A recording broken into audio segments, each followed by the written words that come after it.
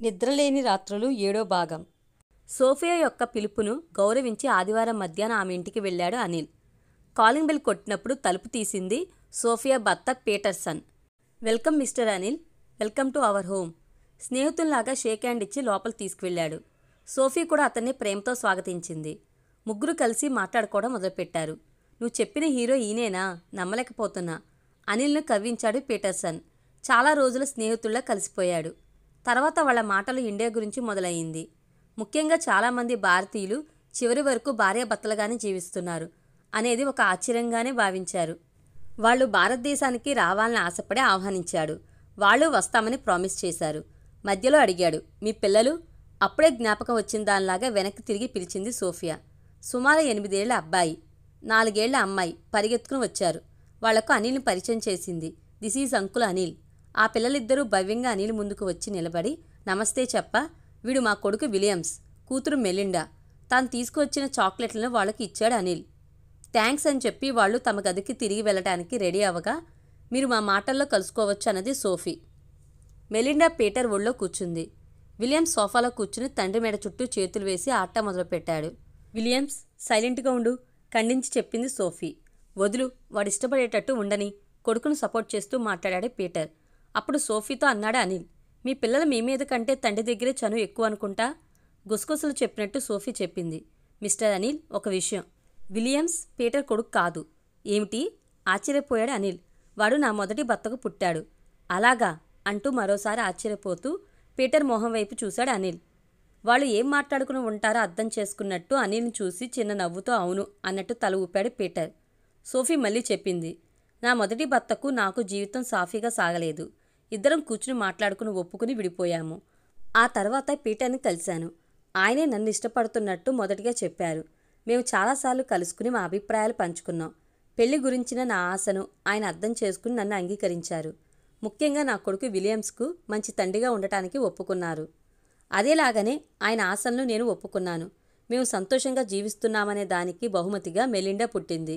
ఆ తర్వాత కూడా పిల్లల మధ్య ఎటువంటి తేడాలు చూపకుండా ఇద్దరిని ఒకే విధంగా చూసుకుంటూ వస్తున్నారు పీటర్. ఇప్పుడు విలియమ్స్ లేకుండా ఆయన లేరు. వాళ్ళిద్దరి మధ్య అంత ప్రేమ. విలియమ్స్కి ఇది తెలుసా? ఇంతవరకు తెలియదు. మేము చెప్పబోయేది లేదు. వాడిగా తెలుసుకోవడానికి ఇష్టపడితే తెలుసుకోని అని వదిలేశాము.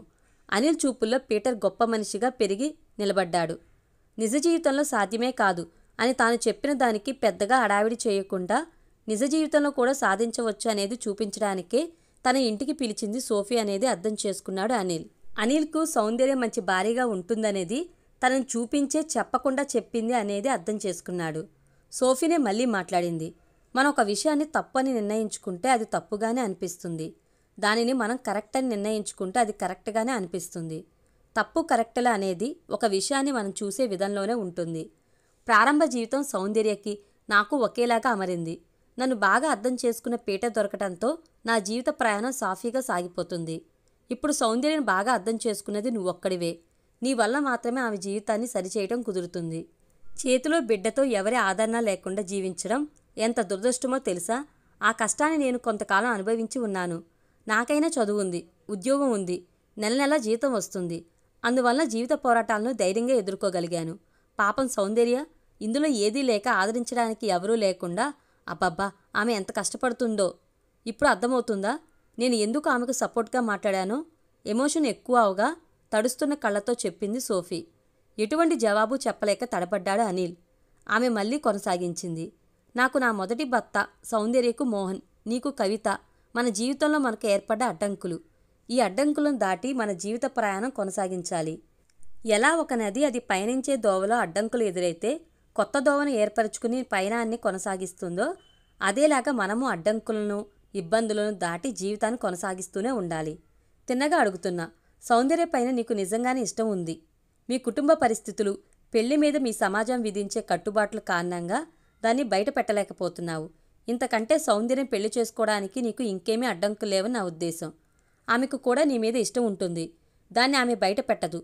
నేను పీటర్ మనసు విప్పి మాట్లాడుకున్నట్టు మీరిద్దరూ ఒకరికొకరు మనసు విప్పి మాట్లాడుకుంటేనే తప్ప మీ ప్రేమ బయటకు తెలిసే అవకాశమే లేదు.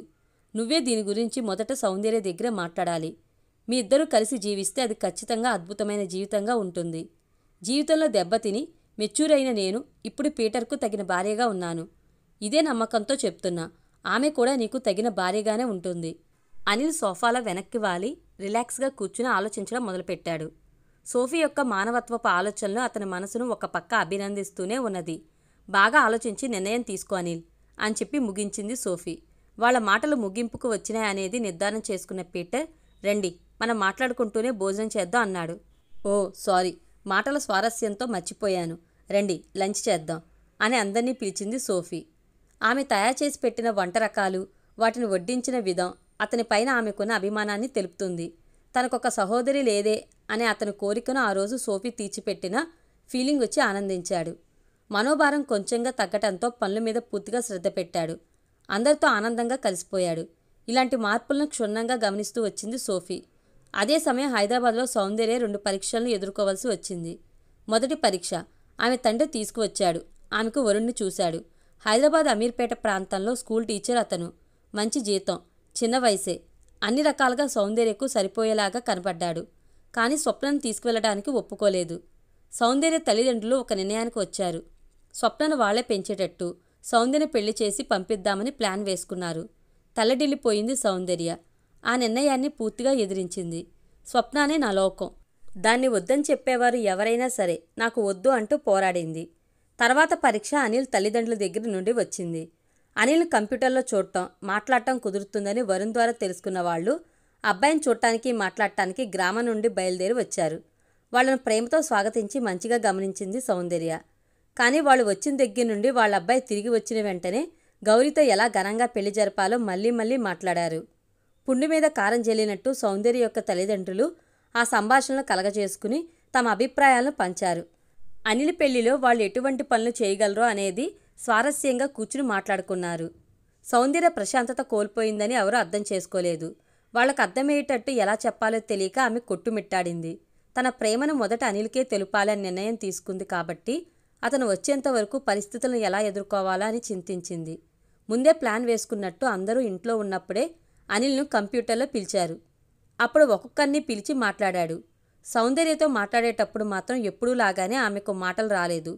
ఎంతో మాట్లాడాలి అని ఉన్నా మాట్లాడలేకపోయింది. చివరిగా మాట్లాడటానికి కూర్చున్నాడు వరుణ్.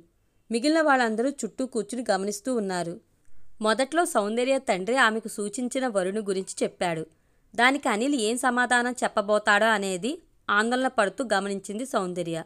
అతను ఖచ్చితంగా చెప్పాడు. స్వప్నను కూతురుగా అంగీకరించని ఏ వరుడు సౌందర్యకు వద్దు.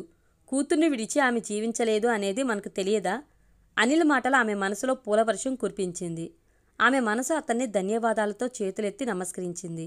తనకు కొండలాగా అనిపించిన సమస్యను అనిల్ ఈజీగా పరిష్కరించడాన్ని చూసి ఆశ్చర్యపోయింది. ఆయనను అర్థం చేసుకున్నంతగా తన తల్లిదండ్రులు అర్థం చేసుకోలేదే అని బాధపడ్డది. అనిల్ కొనసాగించాడు. తొందరపడి ఎటువంటి నిర్ణయము తీసుకోకండి. ఇంకో 2 నెలల్లో ఇండియా వచ్చేస్తాను. ఆ తర్వాత మనందరం కలిసి సౌందర్యకి ఇంకా మంచి వరుణ్ణి వెతుకుదాం. ఆ సూచనను, సలహాను ఆమె తల్లిదండ్రులు అంగీకరించారు. అనిల్కు సౌందర్య మీద ఎంత శ్రద్ధ అని అనుకుని పొంగిపోయారు. కానీ సౌందర్య లోపల గొనుక్కుంది. ఈయన నాకు వరుణ్ణి వెతికి పెడతారట. ఏం కర్మరా నాయన. ఆ తర్వాత గౌరీతో పెళ్లి గురించిన సంభాషణ వచ్చింది. 2 నెలలు ఓర్పుగా ఉండండి. ఈలోపు అది చేశాను ఇది చేశాను అంటూ ఏదీ చేయకండి. కాస్త కఠినంగానే చెప్పాడు. అతని తల్లిదండ్రులకు అతను చెప్పేది అంగీకరించడం తప్ప వేరు దారి లేదు. మరో పక్క ఎక్కువ తృప్తి చెందింది సౌందర్య. అనిల్ తిరిగి వచ్చేంత వరకు ఇక ఈ పెళ్లి గురించి మాటలు ఉండవు. ఆయన వచ్చిన వెంటనే తినగా మాట్లాడి నా ప్రేమను అర్థం చేసుకునేటట్టు చేయాలి అని నిర్ణయించుకుంది. పూర్తి వీడియో కోసం మన ఛానల్ తప్పకుండా సబ్స్క్రైబ్ చేసుకోండి. Thank you.